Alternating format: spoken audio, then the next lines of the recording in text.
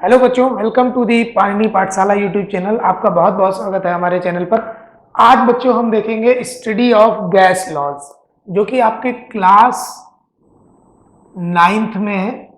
ICSC board, ICSC boards में ये chapter है। तो इसमें मेनली जनरली हम पढ़ते हैं बॉयल्स लॉ, चार्ल्स लॉ और गैस इक्वेशन, जो कि बॉयल्स लॉ और चार्ल्स लॉ से ड्राइव कर के बनाई जाती है। और साथ ही साथ इसी के बेसिस पर हमारे न्यूमेरिकल्स होते हैं सारे के सारे। तो आज हम देखेंगे बॉयल्स लॉ और चार्ल्स लॉ। देखिए बच्चों, बॉयल्स लॉ क्या कहता है? Volume occupied by a fixed amount of gas is inversely proportional to its pressure. तो वॉल्यूम इनवर्सली प्रोपोर्शनल है प्रेशर के। वॉल्यूम क्या है बच्चों? इनवर्सली प्रोपोर्शनल है प्रेशर के। या इसको हम इस तरीके से भी लिख सकते हैं, प्रेशर इनवर्सली प्रोपोर्शनल है वॉल्यूम के। ठीक है बच्चों, अब हम प्रोपोर्शनलिटी का साइन हटाएंगे। तो हमें पता है, अगर हम प्रोपोर्शनलिटी का साइन हटाते हैं तो एक कांस्टेंट लग जाता है के या सी, जो भी आप चाहें। ठीक है, इसको इधर ले जाइए तो आपकी वैल्यू आ जाती है, फॉर्मूला बन जाता है P V is equal to K constant. ठीक है, ये आपका फॉर्मूला बन जाता है। देखिए, इसका यूज नहीं होता है, यूज होता है इस फॉर्मूले का P1 V1 is equal to P2 V2। ठीक है, बॉयल्स लॉ कांस्टेंट टेम्परेचर पर अप्लाई होता है। सॉरी, ये लिखना भूल गया था मैं। कांस्टेंट टेम्परेचर, बॉयल्स लॉ कब अप्लाई होगा? जब टेम्परेचर कांस्टेंट होगा। ठीक है, टेम्परेचर कांस्टेंट होगा तब बॉयल्स लॉ अप्लाई होगा। ठीक है बच्चों, बॉयल्स लॉ तब अप्लाई होगा। टेम्परेचर कांस्टेंट होना बहुत जरूरी है, टेम्परेचर कांस्टेंट।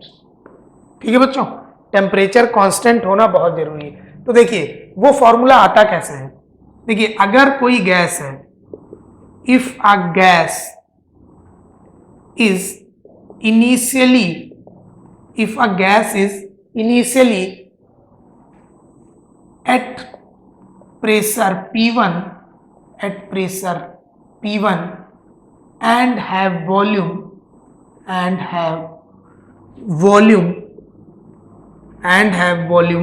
V1। तो कोई हम गैस ले लेते हैं जिसका प्रेशर P1 है अभी और वॉल्यूम V1 है। तो देखिए, then after changing its pressure from P1 to P2, from P1 to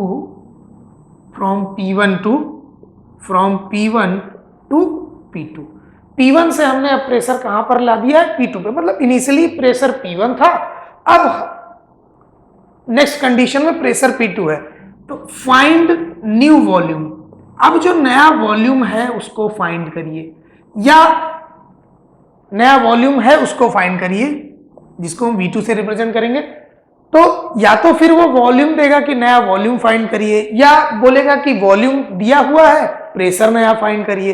तो इससे हम जो इक्वेशन बनाते हैं वो ऐसे बनाते हैं, P1 V1 is equal to K, constant है, P2 V2 is equal to K। Equation number 2, equation number 1। ठीक है बच्चों, इसको आपस में बराबर कर दीजिए, P1 V1 is equal to P2 V2। ये आपका बॉयल्स लॉ में जो कि फॉर्मूला हम यूज करेंगे, यूजफुल। ठीक है बच्चों, यही यूज करते हैं। और इसमें क्या चीज कांस्टेंट है? Temperature constant. ठीक है बच्चों, बॉयल्स लॉ में हमेशा याद रखिएगा टेम्परेचर कांस्टेंट रहता है। जहां भी कोई भी कंडीशन दी होगी, अगर बोल दिया उसने टेम्परेचर कांस्टेंट है, इस गैस को इस प्रेशर से इस वॉल्यूम से यहां पर ले गए और यहां पर टेम्परेचर कांस्टेंट है, तो आपको यही फॉर्मूला लगाना है। ठीक है बच्चों, अब देखते हैं नेक्स्ट। अब देखते हैं बच्चों नेक्स्ट, वो है चार्ल्स लॉ।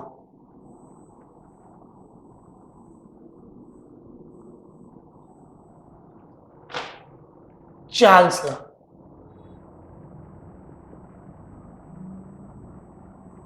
चार्ल्स लॉ, तो देखिए बच्चों चार्ल्स लॉ क्या कहता है? चार्ल्स लॉ कहता है volume occupied by a fixed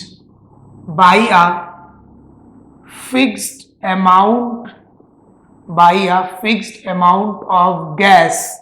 Volume occupied by a fixed amount of gas is directly proportional to its temperature.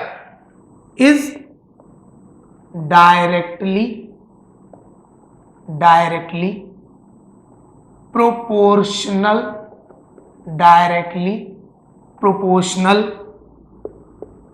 to its temperature. When pressure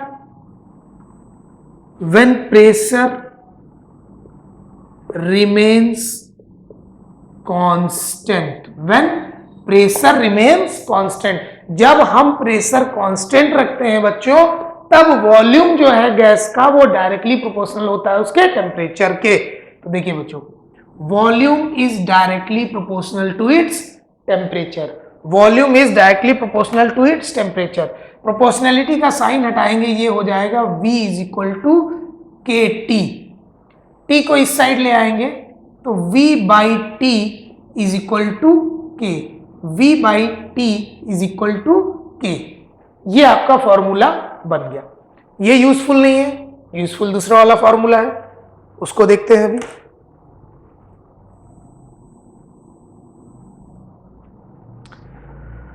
देखिए, अगर कोई गैस है, suppose if a gas is initially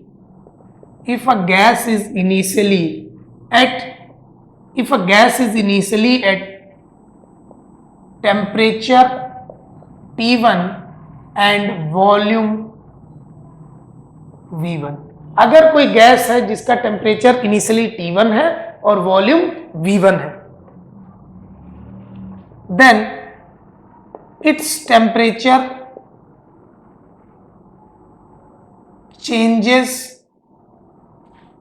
to T2, find new volume, volume V2, नया volume. एक कोई gas है जिसका temperature T1 है इनिशियली, वॉल्यूम V1 है, अभी हमने उसको थोड़ा सा टेम्परेचर इंक्रीज कर दिया या डिक्रीज कर दिया, वो टेम्परेचर T2 हो गया है, अब नया वॉल्यूम फाइंड करिए। ऐसा भी हो सकता है वो कहे इनिशियली एक गैस है जो टेम्परेचर T1 पर है, वॉल्यूम V1 पर है, अब हमने उसका वॉल्यूम बढ़ा दिया या घटा दिया तो फाइंड न्यू टेम्परेचर। तो दोनों ही इससे हो जाएंगे बच्चों, ठीक है। देखिए V1 upon T1 is equal to K, initial condition में है, ये क्या है, इक्वेशन नंबर 1, ठीक है। ये इनिशियल कंडीशन है, इसको हम बोल सकते हैं इनिशियल कंडीशन, ठीक है बच्चों। अब देखिए V2 upon T2 is equal to के। अब इन दोनों इक्वेशन को हम आमने सामने कर देंगे बच्चों, इन दोनों इक्वेशन को हम आमने सामने कर देंगे, शायद दिख नहीं रहा है।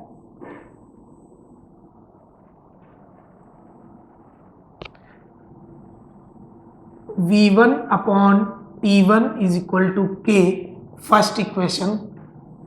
V2 upon T2 is equal to K, second equation, ठीक है बच्चों। इनको आमने सामने कर देंगे, जो फॉर्मूला बनेगा, इस फॉर्मूले को यहां लिख लेते हैं, V1 अपॉन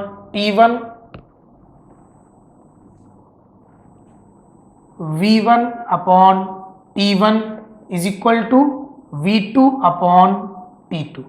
ये फॉर्मूला बनाएगा जो कि हम यूज करेंगे बच्चों, ठीक है। एक कंडीशन है इसमें, वो कंडीशन ये है कि temperature should be in kelvin, temperature को हमेशा किस में लेंगे बच्चों? केल्विन में लेंगे। टेम्परेचर को हमेशा किस में लेंगे बच्चों? केल्विन में लेंगे। ठीक है, अब केल्विन में कैसे बनाते हैं टेम्परेचर को उसको देख लेते हैं। चार्ल्स लॉ में टेम्परेचर हमेशा केल्विन में ही होगा। मैं तो कहूंगा हर क्वेश्चन में आपको टेम्परेचर अगर दिया है तो उसको केल्विन में बदल लें। देखिए केल्विन में कैसे करें टेम्परेचर को, ठीक है। अगर कोई टेम्परेचर है जनरली डिग्री सेल्सियस में दिया होगा तो उसको हम केल्विन में कैसे करते हैं। देखिए बच्चों, केल्विन में करने के लिए क्या करेंगे, 0 जो डिग्री सेल्सियस आपको जितना भी दिया हुआ है उसको 273 केल्विन में ऐड कर दीजिए। जितना भी डिग्री सेल्सियस आपको दिया है उसमें 273 केल्विन ऐड कर दीजिए। आपका जो भी टेम्परेचर मिलेगा वो है केल्विन में। मान लीजिए आपको टेम्परेचर दिया है 15 डिग्री सेल्सियस, तो आपको केल्विन में बदलना है। तो केल्विन में क्या करेंगे हम, बदल के कैसे करेंगे, केल्विन में बदलने के लिए हम जितने डिग्री सेल्सियस दिया उसको लिखिए प्लस 273 कर दीजिए। ठीक है बच्चों, जितने डिग्री सेल्सियस लिखा है उसको लिखिए, उसके बाद 273 उसमें ऐड कर दीजिए। क्या बन जाएगा, 5387182 288 केल्विन है, 288 केल्विन होता है। कभी कभी जो टेम्परेचर है वो माइनस में, निगेटिव में बच्चों दिया होता है। देखिए मान लीजिए हम कह दें टेम्परेचर दिया है -18 डिग्री सेल्सियस, -18 डिग्री, तो भी हम क्या करेंगे, केल्विन में रखेंगे। एज इट इज टेम्परेचर रख दीजिए -18 degree Celsius plus 273, plus minus minus होता है, हमको पता है, कंफ्यूज नहीं होना है। ठीक है, 13 में से 8 गया, 13 में से 8 गया, आपका आएगा 5। ठीक है बच्चों, 13 में से 8 गया 5 आया, 6 में से 1 गया 5 आया और 2। ठीक है, ये कितना आ गया आपका 255 केल्विन आ गया। ठीक है बच्चों, तो अगर माइनस में भी दिया हो तो आपको ऐसे करना है। ठीक है, डायरेक्टली आप या 273 से माइनस कर दीजिए, जितना भी दिया हो। अगर निगेटिव वैल्यू है तो उसको 273 से माइनस कर दीजिए, अगर पॉजिटिव है तो आपको ऐड करना ही करना है। तो इस तरीके से हम किसी भी डिग्री सेल्सियस को हम केल्विन में बदलते हैं। ये होती है केल्विन में बदलने की टेक्निक या फॉर्मूला। ठीक है बच्चों, टेक्निक या फॉर्मूला। अब नेक्स्ट देखते हैं। नेक्स्ट हम चार्ल्स लॉ और बॉयल्स लॉ पे कुछ क्वेश्चन देख लेते हैं, एक एक क्वेश्चन देख लेते हैं। क्वेश्चन कह रहा है कि एक गैस है जो कि इनिशियली उसका वॉल्यूम है 2 लीटर। इनिशियली उसका वॉल्यूम कितना है बच्चों, 2 लीटर। अच्छा, जब भी आप क्वेश्चन लिखेंगे तो इनिशियल कंडीशन लिख लीजिए। जब भी आप क्वेश्चन लिखेंगे तो क्या करेंगे, इनिशियल कंडीशन, ऐसे ऊपर लिखिएगा इनिशियल कंडीशन। ठीक है, फाइनल कंडीशन। ठीक है बच्चों, इनिशियल कंडीशन लिखिए और फाइनल कंडीशन लिखिए। तो एक गैस है जिसका वॉल्यूम है आपका, इनिशियली वॉल्यूम है V1 जो कि 2 लीटर है। ठीक है, कितना है, 2 लीटर। ठीक, एक वेसल में वो गैस भरी हुई है, एक वेसल में वो गैस भरी हुई है। ठीक है बच्चों, उसका प्रेशर है P1, प्रेशर है उसका 760 mmHg, 760 mmHg। ठीक है बच्चों, फाइनल वॉल्यूम उसका हुआ, अब उसका कुछ प्रेशर, टेम्परेचर इसमें कांस्टेंट है, फाइनल वॉल्यूम उसका हो गया है 4 लीटर। अब पूछ रहे हैं P2, प्रेशर बता दीजिए, कंडीशन दे रखी है टेम्परेचर कांस्टेंट है, टेम्परेचर कांस्टेंट है। टेम्परेचर कांस्टेंट है इसका मतलब बॉयल्स लॉ लगेगा, तो बॉयल्स लॉ लगा देते हैं, P1 V1 is equal to P2 V2। ठीक है बच्चों, P1 रखिए 760 इंटू V1 रखिए 2 litre is equal to P2 हमें फाइंड ही करना है, V2 रखिए 4 लीटर। ठीक है, ये इस साइड आ जाएगा upon 4 is equal to P2। ठीक है बच्चों, 2 से ये आ जाएगा आपको 380। यूनिट क्या रहेगी हमेशा, जो भी यूनिट क्वेश्चन में दी है बराबर रखेंगे। 380 mmHg, ये आपका फाइनल प्रेशर आ गया। ठीक है बच्चों, ये आपका फाइनल प्रेशर आ गया।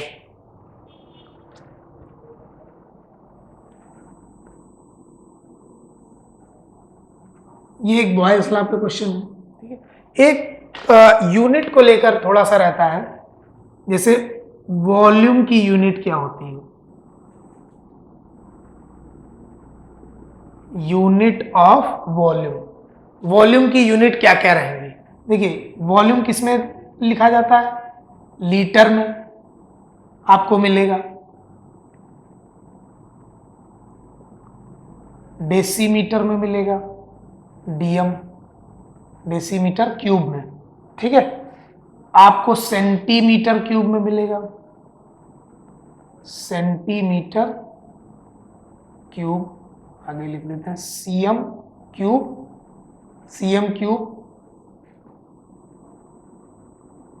सीएम क्यूब, और कहीं कहीं सीसी भी लिखा होता है।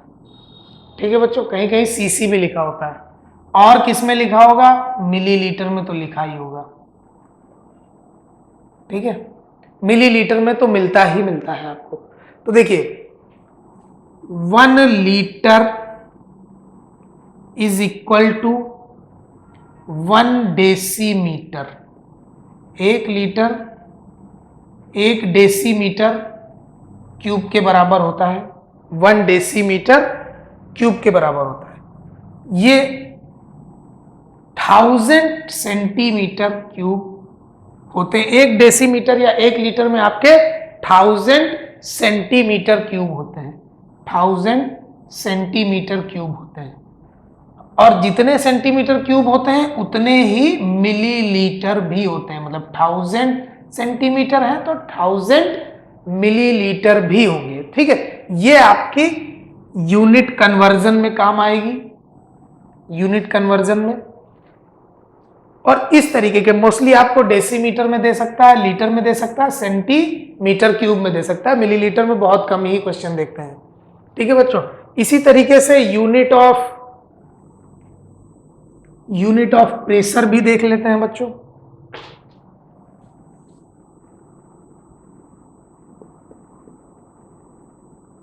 यूनिट ऑफ प्रेशर, ठीक है, यूनिट ऑफ प्रेशर में एटमॉस्फेरिक प्रेशर जनरली, और सेंटीमीटर Hg, मिलीमीटर Hg, ज़्यादातर इसी पर मोस्टली मिलीमीटर Hg पर ही क्वेश्चन होता है।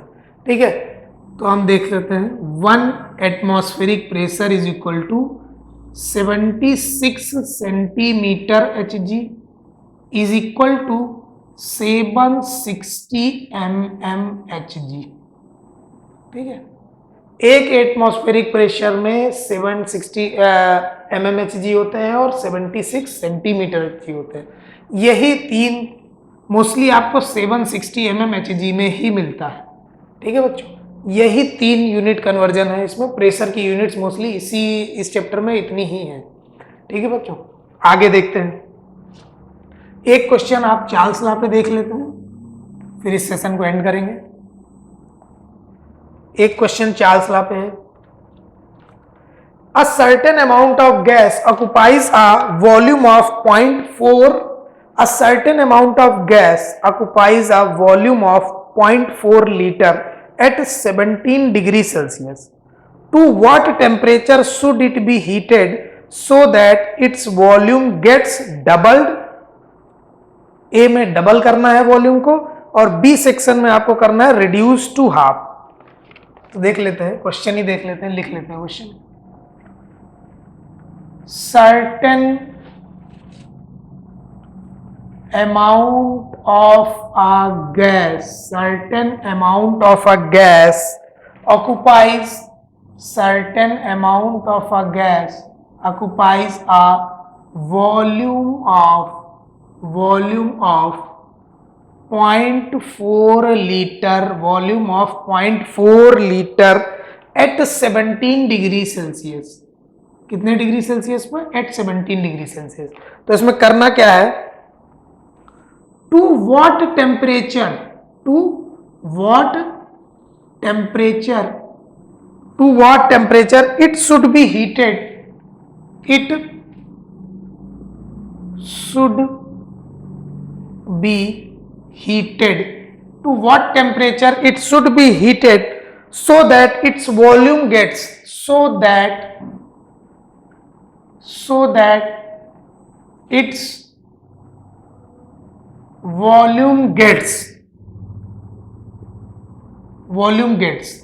A में डबल हो जाए, कितना हम हीट करें कि उसका वॉल्यूम डबल हो जाए, ठीक है। बी सेक्शन में इतना हीट करना है आपको कि उसका वॉल्यूम रिड्यूस्ड टू हाफ हो जाए, ठीक है बच्चों। एक में वॉल्यूम डबल हो जाए, एक में हाफ हो जाए, ठीक है। तो इसको देखते हैं, देखिए इसको कैसे करेंगे। इनिशियल कंडीशन देख लेते हैं। इनिशियल कंडीशन V1 0.4 लीटर है और T1 टेम्परेचर 17 डिग्री सेल्सियस है, इसको केल्विन में बदल लेंगे तो 273 इसमें ऐड कर दीजिए, 273 ऐड करेंगे प्लस 17 डिग्री, तो इसमें आ जाएगा 7 3 10 1 कैरी 7 1 8 1 9 290 केल्विन। टेम्परेचर आ गया आपका T1 290 केल्विन। V1 आपकी डबल हो जा रही है। V1 फर्स्ट केस में क्या हो जा रही है बच्चों?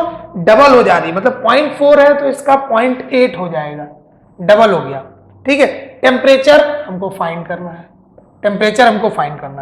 तो इक्वेशन लगा देते हैं। V1 upon T1 is equal to V2 upon T2, V1 upon T1 is equal to V2 upon T2, ठीक है बच्चों। इसमें देखिए वैल्यू पुट करते हैं। V1 कितना है?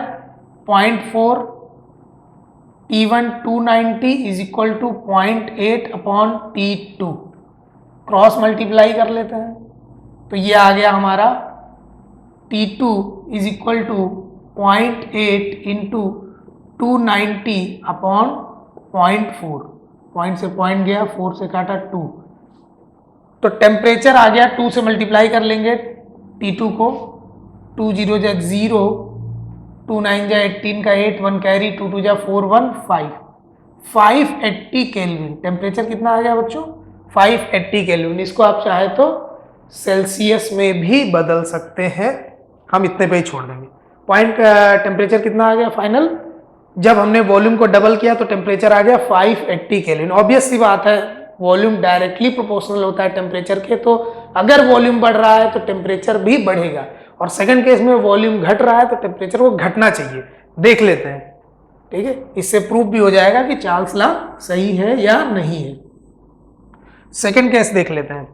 सेकंड केस में भी V1 0.4 है, T1 V1 0.4 है, T1 है आपका 290 केल्विन, हमने निकाल लिया था।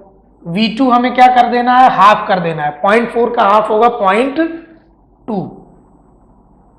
T2 हमें फाइंड करना है, क्वेश्चन मार्क, तो फार्मूला वही लगाएंगे, V1 upon T1 is equal to V2 upon T2, ठीक है बच्चों। अब इसमें वैल्यूज भी पुट कर देते हैं सारी की सारी। V1 कितना है? 0.4 है, T1 कितना है? 290 केल्विन है, is equal to 0.2 upon T2, cross multiply कर लेते हैं तो ये हो जाएगा T2 is equal to 0.2 into 290 upon 0.4, point से पॉइंट हटा देंगे और 4 2 से काटा 2 1 जा 2 2 2 जा 4, ठीक है। इसको काटिए, 2 1 जा 2 2 4 जा 8 10 2 5 जा, ठीक है। T2 आ गया आपका 145 केल्विन, 145 केल्विन। T2 कितना आ गया बच्चों? 145 केल्विन। T2 आ गया आपका 145 केल्विन। तो इसमें जो आंसर आएगा T2, जो फाइनल टेम्परेचर होगा होगा 145 केल्विन। फर्स्ट वाले केस में हमारा जो डबल जब हमने वॉल्यूम किया तो टेम्परेचर भी बढ़ गया था। कितना आया था, 540 करके आया था, 580 करके आया था, कुछ इसके हिसाब से आया था, 500 के ऊपर था, 540 के ऊपर था, ठीक है। तो देखिए जब हमने वॉल्यूम डबल किया तो टेम्परेचर इंक्रीज हो गया। इसका मतलब क्या है, वॉल्यूम डायरेक्टली प्रोपोर्शनल है टेम्परेचर के। जब हमने वॉल्यूम को हाफ किया तो टेम्परेचर भी रिड्यूस हुआ, ठीक है बच्चों। तो ये आज के लिए बस इतना ही, ये हमने थोड़ा सा देखा चार्ल्स लॉ और बॉयल्स लॉ। अगले सेशन में हम देखेंगे गैस की इक्वेशन जो इससे ड्राइव करेंगे और उससे रिलेटेड कुछ अच्छे सवाल। ओके बच्चों, थैंक यू।